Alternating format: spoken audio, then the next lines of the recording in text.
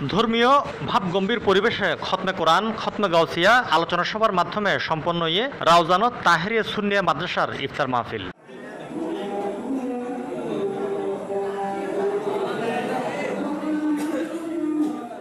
মের 18 তারিখ শনিবার উপজেলার নোয়াপাড়া ইউনিয়নের মাদ্রাসা মাঠত এই মাহফিল অনুষ্ঠিত হয়। মাদ্রাসা পরিচালনা কমিটির সভাপতি জাহিদুল ইসলামের সভাপতিত্বে অনুষ্ঠিত সভাত প্রধান অতিথি আছেন নোয়াপাড়া ইউনিয়ন পরিষদের প্যানেল চেয়ারম্যান বাবুল মিয়া। মাদ্রাসার সুপার মৌলানা শওকত হোসেন রেজবির উদ্বোধনে হাজী আহমেদ সৈয়দের সঞ্চালনায় বিশেষ অতিথি আছেন উপজেলা গাউসিয়া কমিটির সভাপতি আবু বকর সদর, নোয়াপাড়া ব্যবসায়ী কল্যাণ সমিতির সাধারণ সম্পাদক জসিমউদ্দিন, ব্যবসায়ী মোহাম্মদ আইয়ুব, নাজিমউদ্দিন আমির সহ আরো বহু।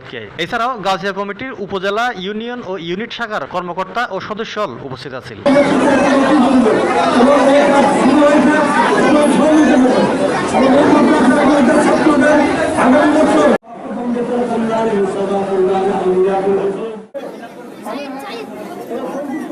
Desk news C+ TV।